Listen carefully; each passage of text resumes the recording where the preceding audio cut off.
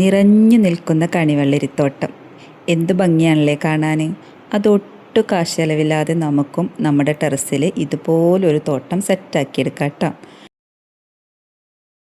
തന്നെ ടെറസിൽ നമ്മൾ കൃഷി ചെയ്യുമ്പോൾ ശ്രദ്ധിക്കേണ്ട ഒരു കാര്യമുണ്ട്.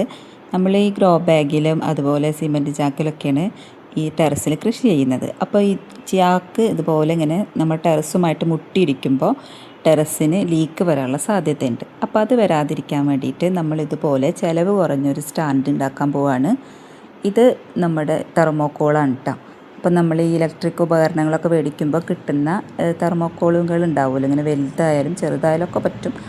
അപ്പോൾ അത് ഇതുപോലെ ഇങ്ങനെ ചിരട്ട വെച്ചിട്ട് പൊക്കി വെക്കുക, അല്ലെങ്കിൽ ഇഷ്ടിക വെച്ചിട്ടായിട്ട് പൊക്കിയിട്ട് സ്റ്റാൻഡ് പോലെ ആക്കിയിട്ട് അതിൻ്റെ മുകളിലാണ് കേട്ടോ ഞാൻ ഈ വെള്ളരിക്ക. അപ്പോൾ ഈ വെള്ളരി എങ്ങനെ മുളച്ചു വന്നതെന്ന് വെച്ചാൽ നമ്മൾ കറിക്ക് മേടിക്കുന്ന വെള്ളരിയുടെ വിത്ത് ഇതുപോലെ ഇട്ട് കൊടുത്താൽ ഒരുപാട് തൈകൾ ഉണ്ടാക്കി കിട്ടും.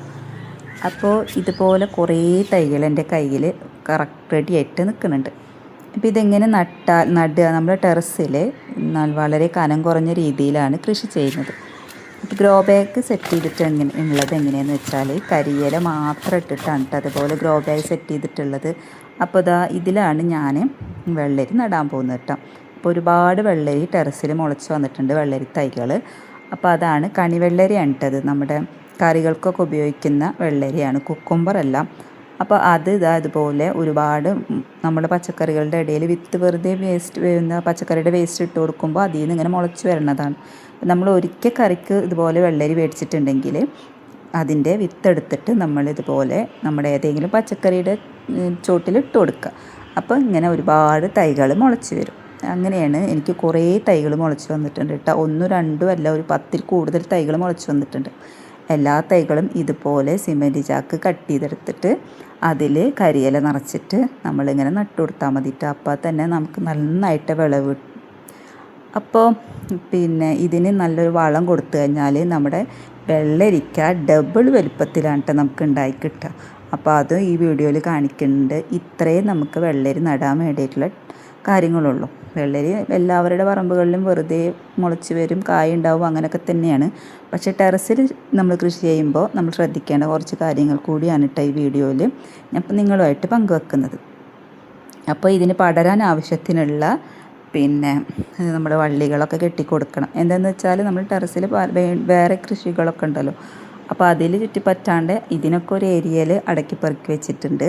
ഇതുപോലൊരു സ്റ്റാൻഡ് തെർമോക്കോൾ കൊണ്ട് ഒരു സ്റ്റാൻഡ് പോലെ വെച്ചിട്ട് ഞാൻ ഇതിനെല്ലാത്തിനും വരിവരിയായിട്ട് വെച്ചിട്ടുണ്ട് കേട്ടോ. അപ്പോൾ അതിൻ്റെ അപ്പുറത്ത് നമ്മളെ മത്തനും കൂടി ഇരിക്കുന്നുണ്ട്, ഇപ്പുറത്ത് നമ്മുടെ വേപ്പും ഇരിക്കുന്നുണ്ട് കേട്ടോ. അപ്പം നല്ല അടിപൊളിയായിട്ട് സെറ്റായിട്ടുണ്ട്. അപ്പോൾ വെള്ളരിക്ക് ഇങ്ങനെ ഉണ്ടാവാൻ തുടങ്ങിയിട്ടുണ്ട്. അപ്പോൾ ഇതുപോലത്തെ വെള്ളരി ഇതിലും ഡബിളായിട്ടുള്ള വളർച്ചയിലാവണമെങ്കിൽ ഇതിൻ്റെ ഒരു നല്ലൊരു വളം ഉണ്ടാക്കുന്നുണ്ട് കേട്ടോ. അതാണ് ഇനി കാണിക്കാൻ പോകുന്നത്. അതിനുള്ള വളമാണ് ഇതുപോലെ മുട്ടത്തോട്, അതുപോലെ ചായപ്പിണ്ടി, ഇതൊക്കെ നമ്മുടെ ആവശ്യത്തിനെടുക്കുന്ന പഴത്തൊലി, ഇതെല്ലാം നമ്മളൊരു പാത്രത്തിൽ ശേഖരിച്ച് നന്നായിട്ട് അരച്ചെടുക്കുക കേട്ടോ. മുട്ട ഉണക്കി പൊടിക്കേണ്ട കാര്യമൊന്നുമില്ല, ഇതുപോലെ അരച്ചെടുക്കുക കേട്ടോ. കഴുകി വെക്കേണ്ട ആവശ്യമൊന്നുമില്ല കേട്ടോ. മുട്ടത്തോട് നമ്മളിതുപോലെ മുട്ട ഉപയോഗിച്ചതിന് ശേഷം മുട്ടത്തോട് ഇങ്ങനെ ഒരു ഡപ്പിയിൽ ഇട്ട് വെച്ചാൽ മതി, അതുപോലെ ചായപ്പിണ്ടി ഇട്ട് വെച്ചാൽ മതി. എന്നിട്ട് പഴത്തൊലിയും കൂടിയിട്ട് നന്നായിട്ട് പേസ്റ്റ് രൂപത്തിൽ അരക്കുക.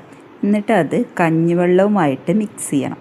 പുളിച്ച കഞ്ഞിവെള്ളം ആവണമെന്നില്ല, ചൂടാറിയ കഞ്ഞിവെള്ളമായിട്ട് മിക്സ് ചെയ്യാം. ഇത് മിക്സ് ചെയ്തതിന് ശേഷമാണ് കേട്ടോ നമ്മളിത് പുളിപ്പിക്കാൻ വെക്കേണ്ടത്.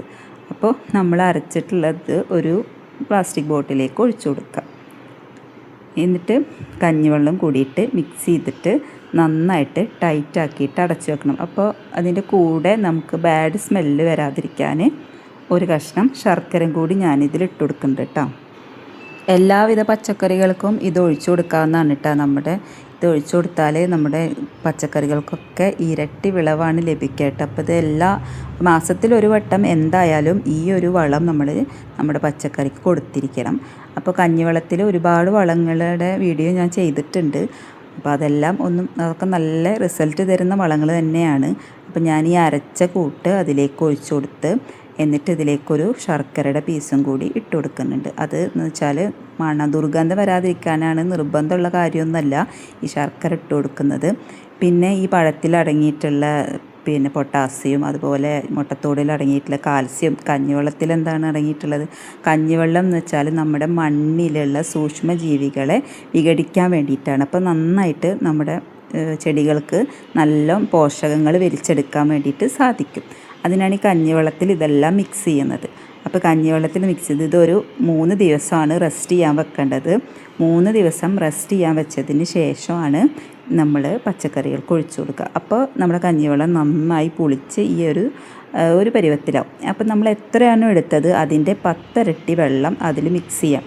നമ്മൾ എത്ര ക്വാണ്ടിറ്റി ആണോ നമ്മൾ ഈ ഒരു വളം ഉണ്ടാക്കിയത് അതിൻ്റെ 10 ഇരട്ടി വെള്ളത്തിൽ വേണം ഇത് മിക്സ് ചെയ്യാൻ. എന്നിട്ട് നമ്മുടെ എല്ലാ പച്ചക്കറികൾക്കും ഒഴിച്ചു കൊടുക്കാം. ഇപ്പം ഞാൻ ഒഴിക്കുന്നത് നമ്മുടെ വെള്ളരിക്കാണ്. അപ്പോൾ വെള്ളരിക്ക് ഇത് ഒഴിച്ചു കൊടുത്തിട്ടുള്ള റിസൾട്ട് ഞാൻ നിങ്ങളെ കാണിച്ചു തരാം. അപ്പോൾ ഈ ഒഴിച്ചു കൊടുക്കുന്നത് നമ്മൾ വേറൊരു ചാക്കിലുണ്ടായിരുന്ന വെള്ളരിക്കാണ്.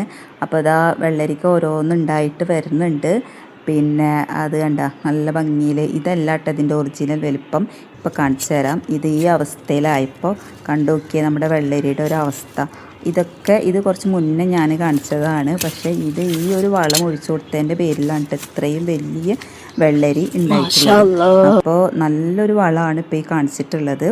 പിന്നെ നമുക്ക് എന്താ പറയുക, കഞ്ഞിവെള്ളത്തിൽ ചാരം കൂടി മിക്സ് ചെയ്തിട്ട് വെറുതെ എല്ലാ ആഴ്ചയിലും ഒഴിച്ചു കൊടുക്കാം കേട്ടോ. അതും നമ്മൾ ഈ പച്ചക്കറിക്ക് നല്ലതാണ്. എല്ലാ പച്ചക്കറികൾക്കും നല്ലതാണ്, പ്രത്യേകിച്ച് ഇതിനും നല്ലതാണ് കേട്ടോ. അത് ആ വളം തന്നെ മതി. പക്ഷെ മാസത്തിലൊരിക്കൽ നമ്മൾ ഈ കാൽസ്യവും അതുപോലെ പൊട്ടാസ്യം ഒക്കെ കൊടുക്കണം. പഴത്തിൻ്റെ ആ ഒരു അരച്ചത് കൊടുക്കണം.